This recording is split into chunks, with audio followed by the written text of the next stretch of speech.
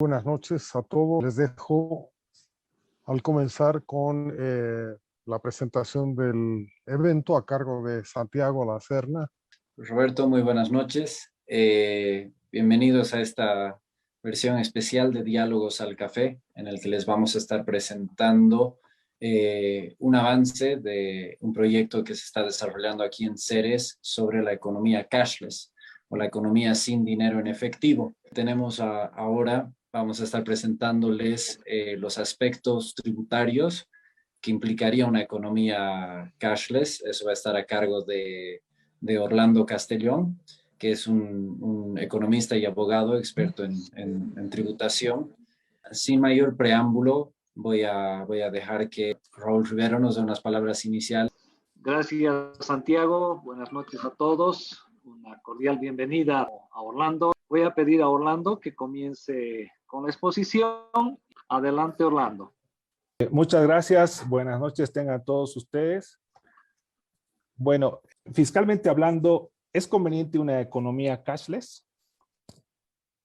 O deberíamos decir, ¿es conveniente una economía cashless fiscalmente hablando? Vamos a responder esta pregunta con los siguientes puntos. Economías cashless en el mundo, desafíos para la tributación, tributación y economía cashless en Bolivia, habilitadores y oportunidades, recomendaciones de política fiscal y, si nos da el tiempo, ecosistema cashless.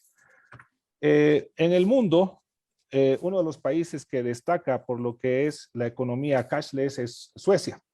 El 96% de sus habitantes tiene tarjetas de crédito. Las operaciones realizadas en los últimos años han alcanzado apenas el 1% en efectivo. Todo lo demás ha sido con dinero digital o con dinero, no, con medios que no utilizan el efectivo, ni siquiera el cheque. Estamos hablando de transacciones de 2.100 millones de euros mensualmente a través de una tecnología que prácticamente se ha consolidado, que es un aplicativo Swish, al que se le llama Swish, y incluso han provisto a los indigentes, quienes venden revistas para hacerse de algunos ingresos, les han provisto de un e-Zidl, que es un chip que se conecta a un dispositivo celular, a un smartphone, para que puedan vender estas revistas cuyo valor es muy bajo, menos de $1. Pero han logrado superar incluso esa problemática de lo que se llama la exclusión social de economía cashless. ¿Quiénes son los que no tienen mucha afinidad con lo que es la economía cashless? Es un grupo muy reducido en Suecia, que básicamente están representados por los adultos mayores o los jubilados, los inmigrantes, obviamente, porque no tienen posibilidades de poder obtener recursos o ingresos, habida cuenta de su condición de ilegalidad. Existe oposición, puesto que la trazabilidad de estas transacciones vulnera lo que son los derechos a la privacidad. Y bueno, se han dado cuenta de que no es posible eliminar toda la banca, que es necesario mantener un 15% de infraestructura para poder garantizar la prestación de servicios físicos.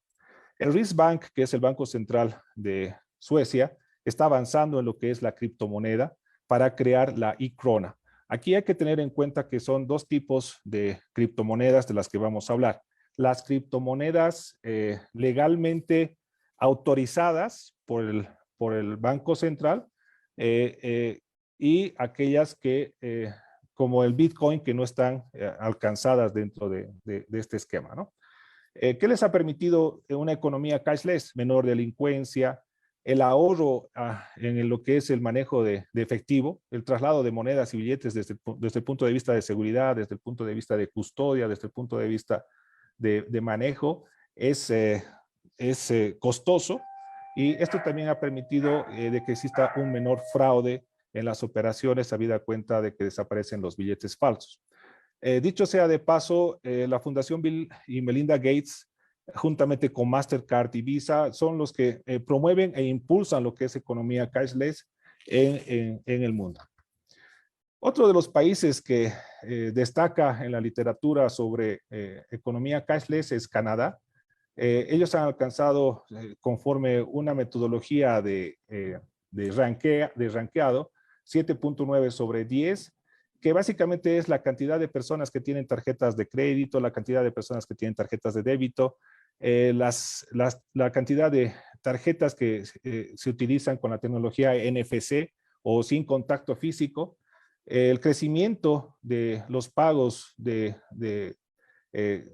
que no son en efectivo durante los últimos 5 años, la aceptación de lo que son los métodos de no efectivo y el grado de aceptación de la gente para este tipo de operaciones.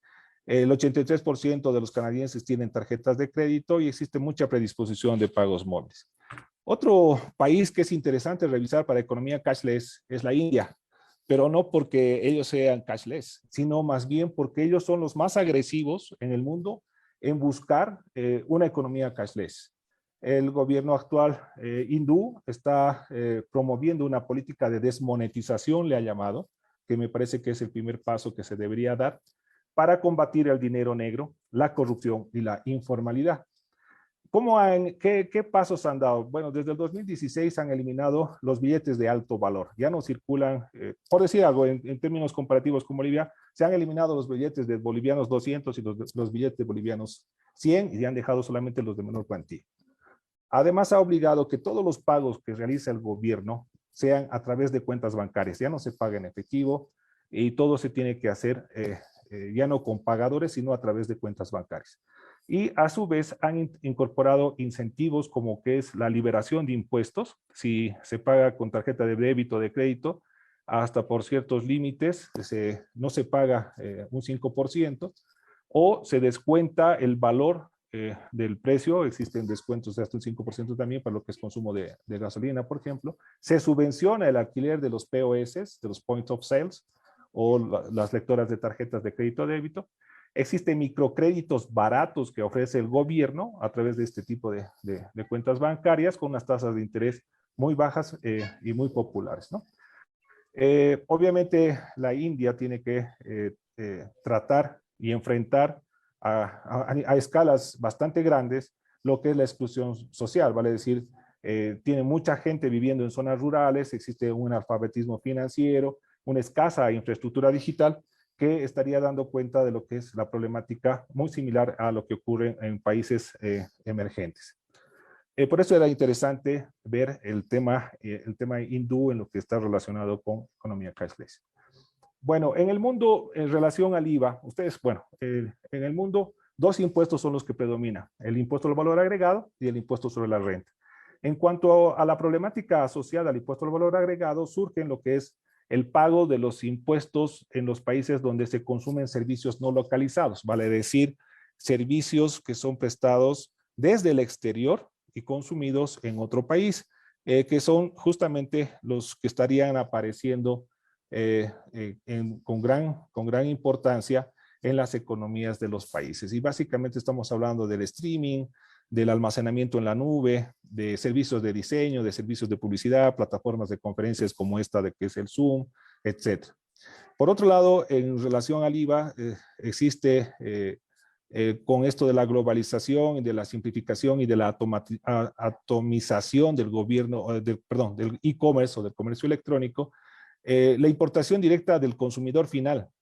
Y eso hace que se importen bienes de muy escaso valor comercial, pero han crecido en un volumen muy importante.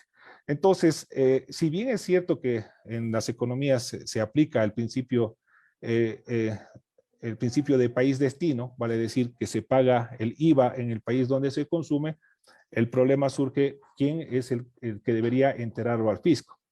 Obviamente, cuando estamos hablando de mercancía, cuando pasa por la aduana, es donde se aplica el impuesto al valor agregado con la alícuota, en el caso de Bolivia, con el 14.94, y ahí el fisco percibe el impuesto.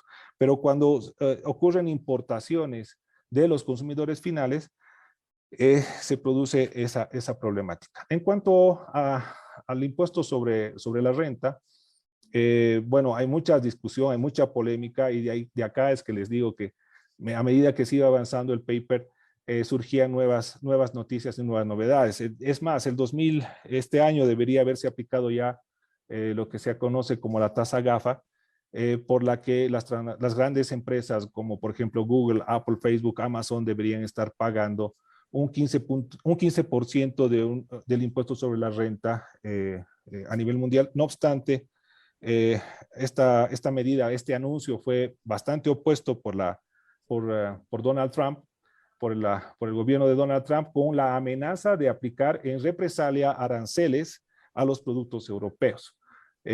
Bueno, justamente aquí se produce un grave problema, puesto que las ganancias que generan estas entidades corporativas solamente tributan una parte y el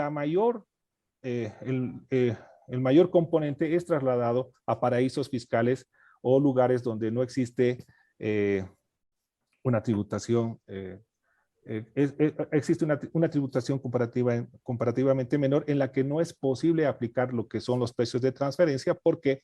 Porque los bienes intangibles son generalmente muy particulares a la tecnología propia de cada una de estas empresas. Por otro lado, la Unión Europea ha estado persiguiendo que exista una garantía de una distribución más justa de los beneficios y de los derechos impositivos para que se paguen donde estas corporaciones están operando. Y eso promueve además una competencia justa y está promoviendo lo que es el impuesto corporativo mínimo global del 15%. Bueno, habida cuenta de que esto no se pudo ejecutar, no se pudo realizar, muchos de los países europeos estaban pretendiendo aplicar un impuesto que se conoce como la tasa Google, que básicamente significaba gravar en cada uno de sus países, no dentro de la Unión, sino dentro de cada uno de los países, una tasa Google. No obstante, este anuncio de medida ha sido retirada, habida cuenta del cambio de postura del gobierno actualmente de Biden para aceptar lo que se va a llamar el impuesto corporativo mínimo global, cuya alícuota va a ser del 15% y que básicamente significa que se va a pagar donde los beneficios se generan. Bueno, otro tema que es importante analizar es el tema de la bancarización. Economía cashless pasa por un habilitador y ese habilitador es banco. En esa línea existen dos grandes políticas que se aplican, una política de incentivos y una política de castigos. Adivinen dónde está Bolivia. Bueno, en lo que son políticas de incentivos, Italia, por ejemplo, aplica reintegros y loterías por compras con tarjetas de débito, tarjetas de crédito, impulsando que se evite usar el efectivo y promoviendo más bien el uso del plástico. Se subvenciona el alquiler de POS en varios países. Se sustituye la factura por un voucher, vale decir que en lugar de estar emitiendo el voucher que genera la transacción de la tarjeta de débito o crédito, este voucher se constituye a su vez en una factura y cumple los requisitos para hacerlo. El ejemplo más claro está en Chile. Se hacen devoluciones en las cuentas bancarias, justamente de los grandes, de las empresas, para que puedan beneficiarse de los regímenes de devolución. En cuanto a la precisión del gasto social, se ha personalizado el IVA, se pueden aplicar, y lo está haciendo Argentina, incentivos para devolver a la gente más pobre el pago que soportan por el impuesto al valor agregado. Muy parecido, no es igual, es similar a lo que se está utilizando en Bolivia, lo que es el RE-DE, el RE-IVA, el régimen efectivo por IVA. Bueno, se promueve lo que es la afiliación de bajo costo y los países de la región, principalmente los de Latinoamérica, se han dado cuenta de que es necesario eliminar el ITF si se quiere avanzar hacia la bancarización, porque el ITF, si bien es un impuesto recaudador, genera muchas distorsiones en las operaciones y más bien en lugar de cumplir esa máxima que decía, no, es un impuesto que va a ayudar a la bancarización, ha resultado contraproducente y no es así. Bueno, y en otros países también se aplica, al igual que en nuestro, castigos por no bancarizar, que básicamente tienen que ver con la no deducibilidad de los gastos que no son bancarizados o la pérdida del crédito fiscal. Bien, ya entrando en materia en Bolivia, no voy a ser extenso, voy a ser muy rápido en esta partecita porque esto ya fue explicado con anterioridad y bueno, todos ustedes viven y conocen y sufren esta realidad nuestra del sistema tributario boliviano. Existe una excesiva carga tributaria, tenemos un sistema muy regresivo, es inequitativo, la informalidad es un cáncer para la economía, se producen ineficiencias porque se tienen impuestos que no recaudan casi nada, hay mucha inseguridad jurídica, las reglas del juego cambian prácticamente de la noche a la mañana y a veces incluso faltando 3 días para que empiece un nuevo año. Ustedes saben que la población económica de Bolivia tiene económicamente activa es de 6.2 millones, 4.2 están en la zona urbana, 2 millones en la zona rural. La informalidad alcanza el 73%, apenas tenemos 450,000 inscritos, de los cuales el 26% pertenecen a regímenes especiales que no recaudan absolutamente nada, menos del 1%. Los impuestos distorsionadores son el IT y el ITF, pero además de los impuestos tenemos que pensar también en lo que son otras contribuciones a los erarios nacionales, departamentales o municipales, como son, y eso sin contar lo que son las cargas laborales y las cargas sociales. Y bueno, finalmente para rematar, estamos en un ranking 186 en lo que es impuestos del Doing Business para el 2020, porque los costos de cumplimiento son exageradamente altos en comparación con otros países. Bueno, en Bolivia tenemos el IVA, cuya alícuota es del 13%, la nominal, la efectiva es 14,94%, existen alícuotas del 0% para algunas operaciones, como por ejemplo la cumplimiento de libros. Se graban lo que es la transferencia de bienes, servicios, la importación. La exportación está liberada, vamos a decir que se le aplica un 0%, no es una exención, es una liberación. Y eso es así por el régimen de incentivo a las exportaciones, la ley 1489, y acá es importante analizar de que la exportación de servicios ya estaba también, vamos a decir, promovida por esta ley para que se pueda hacer la devolución impositiva. No obstante, esto no ha ocurrido a la fecha. Bueno, los actores reconocidos en el IVA son el comprador, el vendedor, el comisionista, el consignatario, el intermediario, el intermediario. Tenemos una facturación cuando son operaciones realizadas por comercio electrónico, deben ser facturadas también de manera computarizada, y obviamente el IVA tiene declaraciones juradas mensuales y la obligación de libros de compras y ventas mensuales, y si no se bancarizan cuando son operaciones por encima de 50,000 bolivianos, se produce la pérdida de crédito fiscal. Los servicios digitales, bienes digitales consumidos en el país no están regulados, se pretendía regularlos a principios de este año, pero se equivocó el discurso, porque el discurso fue de que no iban a pagar los consumidores, sino las grandes transnacionales.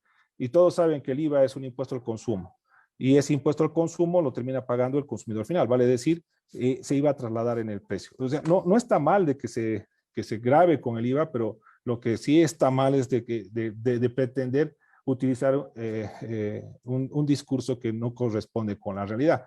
Chile está aplicando ya el IVA para lo que son los servicios digitales, los bienes digitales.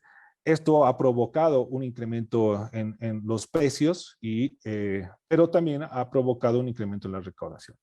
En cuanto a la importación de bienes de consumo de menor cuantía, nuestra legislación prevé de que por debajo de unos montos no se pagan impuestos, y eso era razonable en la medida de que se hablaba básicamente de envíos de regalos o de algunos envíos de muy menor cuantía o de bajo volumen. No obstante, con la globalización, Bolivia también está sufriendo lo que se ha detectado en el mundo, de que básicamente se está produciendo comercio de consumo final por los importadores locales. En relación con el IVA, lo que ya les había adelantado, tenemos el régimen en efectivo del impuesto al valor agregado, y existen 50,000 inscritos con cuentas bancarias. El 50% de estos inscritos son los asalariados, son los que ganan menos de 9,000 bolivianos porque no tributan. En cambio, los profesionales independientes sí tienen que tributar, no existe ese tratamiento. Y existen dos modalidades, una de devolución automática del 90% y una de devolución manual en el que están registrados un 10%. Más o menos ya se han devuelto 10 millones de bolivianos por esta medida. Bueno, del ITE ya hemos hablado, vamos a ser muy rápidos. La alícuota es 3%, puede que se traslade o no se traslade. es un impuesto ciego y acumulativo, alcanza también a los intermediarios de pagos por el valor de sus servicios. Aquí en las operaciones de e-commerce se tiene que verificar de que estos también estarían alcanzados por la comisión que perciben. Bueno, y del ITF se paga el 3 por 1000 para operaciones en moneda extranjera, no impulsa la bancarización y los países vecinos, como se había adelantado, ya lo están eliminando. En cuanto a al IUE, bueno, y la aplicación práctica de los 15 anexos tributarios, esto simplemente es una pequeña bromita porque el IUE, que debería hacerse de lo más sencillo, tiene deberes formales asociados que lo hacen demasiado burocrático, que lo hacen demasiado complejo y que más bien perjudican lo que es el cumplimiento de lo que en esencia debería ser. Vale decir, recaudar lo que realmente corresponde por las utilidades de las empresas, dejando de lado tanta burocracia y tanta formalidad con lo que se tiene que cumplir con todas estas necesidades de información hacia la administración tributaria, y justamente la economía cashless pudiese ser una de las vías para liberar. ¿Por qué? Porque se permitiría la trazabilidad de todas las transacciones y las operaciones y se pudiese ya manejar de otra forma el control sobre este impuesto. No está legislado lo que son las utilidades, perdón, sí está legislado lo que es las utilidades por exportación de servicios. No está alcanzado por el IVA ni por el IT, pero sí por el IUE. Cuando exportamos un servicio hacia el extranjero, esas remesas deben ser incorporadas dentro de lo que es las utilidades de la empresa y están alcanzadas por el IUE. Los servicios digitales que son prestados en la nube generan rentas de fuente boliviana. Esto no está de una manera específica o precisa legislado, aunque tenemos la previsión de un IUEBE, se debería revisar para que esto pudiese generar recursos legítimos al Estado. Y tampoco existe una normativa precisa sobre lo que son las utilidades por bienes intangibles. En cuanto a lo que es facturación, me estaban preguntando cómo hablamos de facturación. Bueno, la facturación es un largo éxodo. Desde principios del 2000 teníamos el sistema de facturación.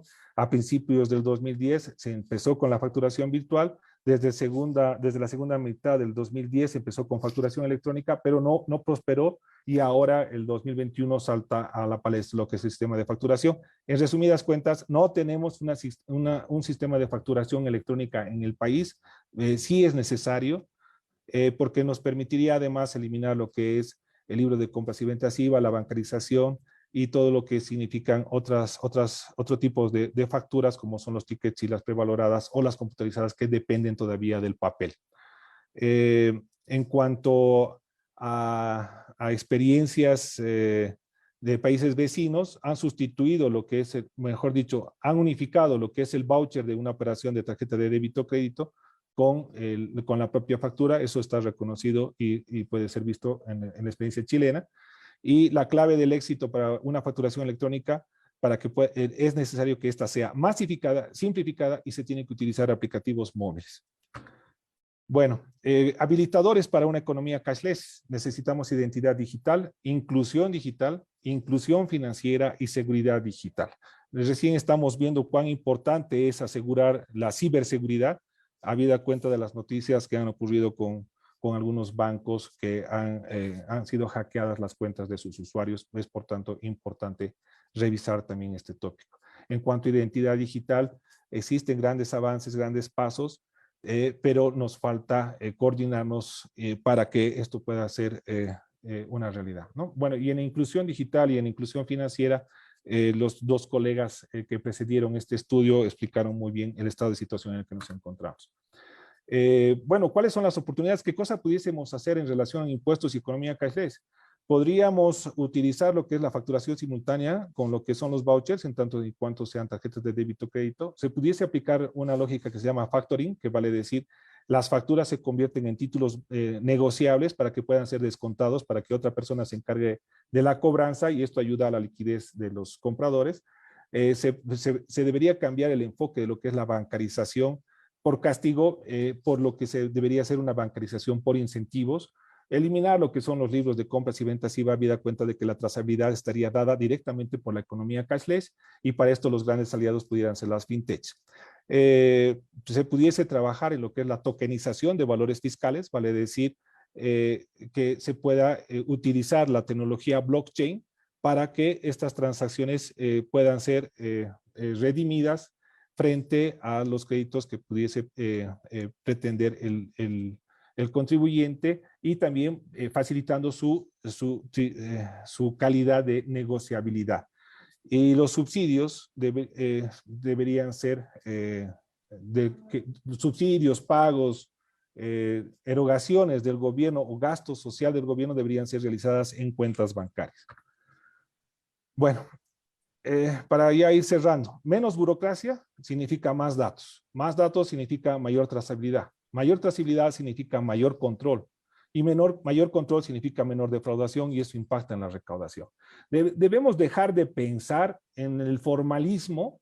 Como decía un amigo argentino, debemos dejar de pensar en el vasito del helado y concentrarnos en el helado. Y aquí el helado se llama información. Y la economía cashless nos puede dar esa información. Pero no, nosotros más estamos preocupados en el vasito del helado, que tiene que cumplir con la forma, con los plazos, con los registros, con los libros, etc. Más transacciones significan más hechos generadores. Si hay más hechos generadores, se produce mayor recaudación. ¿Qué quiere decir esto? Que sí es importante impulsar el comercio electrónico, y el comercio electrónico se impulsa justamente con las economías cashless. Debe ser menos complejo y menos costoso, porque ese es el camino hacia una menor informalidad. ¿Para qué hacer las cosas tan complejas, tan complicadas? Y la solución es móvil. Tenemos que avanzar hacia soluciones móviles. Bueno, estas son las políticas recomendadas, entre otras. Tenemos que dejar de pensar como lo hacíamos antes. El dinamismo de la evolución de la economía cashless es increíble, es muy vertiginoso, y salir de un simple mensaje para poder llegar a un montón de aplicaciones, y para eso necesitamos trabajar en lo que es la simplificación extrema. Como decía Steve Jobs en una de sus entrevistas, el sistema tributario debe ser tan intuitivo que no necesite explicación. El sistema de facturación debe ser tan intuitivo que no necesite explicación. ¿Quieres facturar? Usa tu dispositivo móvil y emitir la factura. Y ya está. Y además puedes recibir el pago a través de una economía cashless o a través de un medio de pago digital. Se tiene que legislar sobre lo que son las rentas de fuente boliviana que se trasladan por el consumo de servicios, de bienes digitales y servicios digitales. Se debe legislar sobre lo que es el consumo transfronterizo, sobre lo que es la exportación de servicios y de bienes y el tratamiento de bienes intangibles, y se deben crear incentivos fiscales para pensar que las tecnologías de la información y la comunicación son fuentes de riqueza que nos pueden permitir dar un salto cuantitativo en lo que es la transformación digital del país y también la reactivación económica. Y para eso necesitamos capacitarnos, especializarnos, trabajar en los incentivos de liberación, en incubadoras, etc. Necesitamos incentivos para que las economías cashless reduzcan la informalidad e incluso puedan mejorar lo que es el gasto fiscal a través de lo que es la personalización del IVA. Y un aliado estratégico son las fintechs. ¿Por qué las fintechs? Porque ellas son las que realmente están promoviendo, a diferencia de la banca tradicional, lo que es la inclusión financiera, la inclusión digital, y deberíamos aprovechar estas alianzas fintech para lo que es la facilitación tributaria. No voy a continuar con este punto y seguramente van a surgir las preguntas, y lo voy a utilizar como mapa mental para poder responder algunas inquietudes para más adelante. Les agradezco mucho por su atención.